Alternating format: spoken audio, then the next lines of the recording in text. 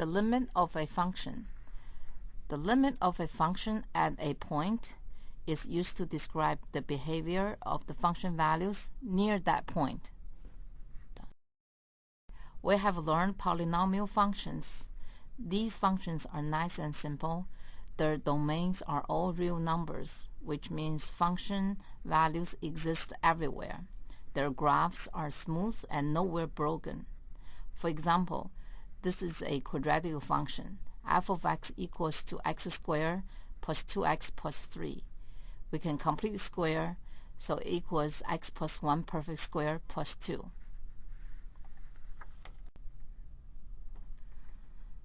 Its graph is a parabola with vertex at -1, 2, y-intercept at 0, 3. We can see function values exist everywhere. The graph is nowhere broken. But it is not that simple for rational functions. The most basic rational functions is f of x equals to 1 over x. The domain of the function is that x is not equal to 0, which means function value exists everywhere except 0. We can see the graph of the function is split into 2 branches and it broken at 0. What happens to the function values of f of x when x nears 0? Okay. We look at another rational functions. G of x equals x squared plus x minus 6 over x minus 2. The domain of the function is that x is not equal to 2. It means the function values of g exist for all real numbers except at 2. The graph of the function should broken at 2. We also notice that the function can be simplified as follows. If we reduce common factor x minus 2, both numerator and the denominator, for x not equal to 2, g of x will become x plus 3. When x is not equal to 2, we first factor in the numerator, becomes x plus 3 times x minus 2. Then we reduce the common factor x minus 2, both numerator and the denominator. Then x plus 3 over 1 will be simplified to x plus 3. Remember that all these work under the condition x is not equal to 2, because g of x is undefined when x equals to 2. This means g of x equals to x squared plus x minus 6 over x minus 2 and f of x equals x plus 3. These two functions f and g have the same function values everywhere except at x equals to 2. So their graphs are the same everywhere except that g of x has no graph at the point 2, 5, which is pointed by the blue arrow. We ask the same question as example 2. What happens to the values of both functions at x near 2? To answer this question, we will introducing the concept of a limit. Limits. We start the simple function f of x equals to x plus 3. We want to look at the behavior of this function values as x nears 2. To do this, we need to find the function values as x nears 2 from both sides. This is a method of finding limits numerically. We see that as x gets closer and closer to 2 from both sides, function values of f of x gets closer and closer to 5. So the limit of function values is 5 as x nears 2. We use the limit symbol LIM of f of x as x approaches to 2 under below LIM equals to 5. So the limit is 5. We can also reach this conclusion from the graph. Look at the arrows pointing to the points 2, 5. It means function values, in other words, the y-coordinates on the right line, are closer and closer to 5 as x closer to 2. We also see that the point 2, 5 is solid. It means that the function values exist at 2. And it is the same as the limit. So the limit at 2 is equals to f of 2, the function value at 2, and both equals to 5. This also shows us we can find the limits algebraically. We can find the limit algebraically by finding the limits the same as finding the function value. It means substitute x by the number which x approaches to. For this function, we substitute x by 2. So the limit is 2 plus 3, which is 5. Now we study the other rational function, g of x equals to x squared plus x minus 6 over x minus 2, which equals to x plus 3 when x is not equal to 2. This function values at 2 is not exist. It means g of 2 is not exist. How about limit at 2? We investigate the following table.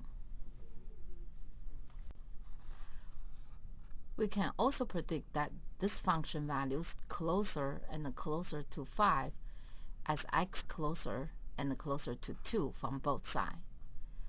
So we also see that the limit of the function value is 5 for x nears 2, even though g of 2 does not exist.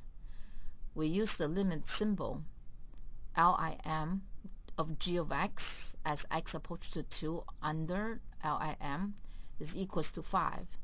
So the limit is 5. So we can see whether the function value of g at 2 exists or not. It doesn't matter. The limit could be exist. This is a numerical way. We now look at the graph of the function. This graph shows that points on the right line still approaches to the point 2, 5, even though 2, 5 is not part of the graph. This means the limit of function g is 5 as x approaches to 2. How do we get the same result algebraically? We cannot find limits by finding the function values of g at 2 because g of 2 does not exist. If we substitute x by 2, we get 0 over 0, which is undefined. From the earlier discussion, we saw g of x can be simplified to x plus 3. So we can find the limit of g equals the limits of x plus 3 as x approaches to 2. Then we substitute x by 2. We get the same limits as 2 plus 3 equals 5.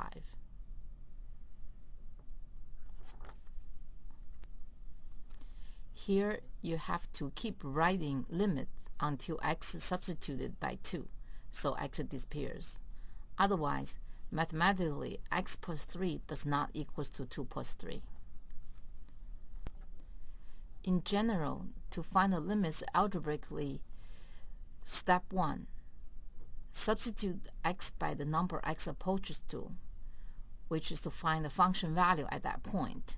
If it exists, that's the limit. 2. If a function value does not exist, simplify the function first, then substitute x by the number x approaches to. But different type of function, you simplify them differently, so you find the limit differently. You need to read the textbook and follow examples in the textbook. The last function will be the rational function 1 over x. The domain is x cannot be 0. We will make two tables, one approach to 0 from the right and the other from the left.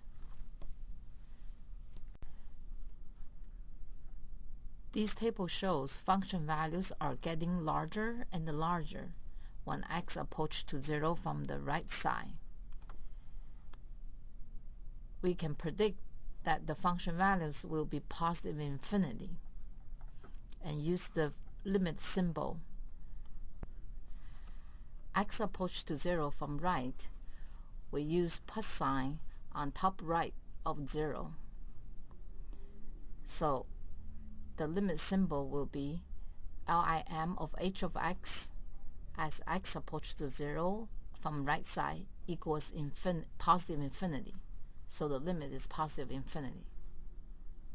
So we can also see as x become larger and larger, the function values of h will be positive small and smaller, approaches to 0. So the limit of f of x will be 0 as x approaches to positive infinity.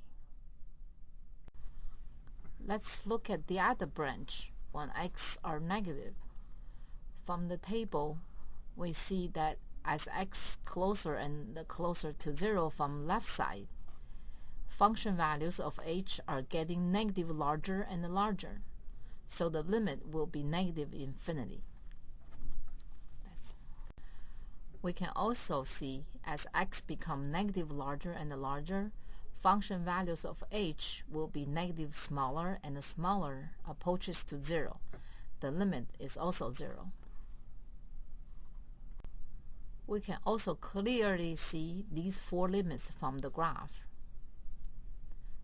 So limits are not equal when x approaches to 0 from left side and right side.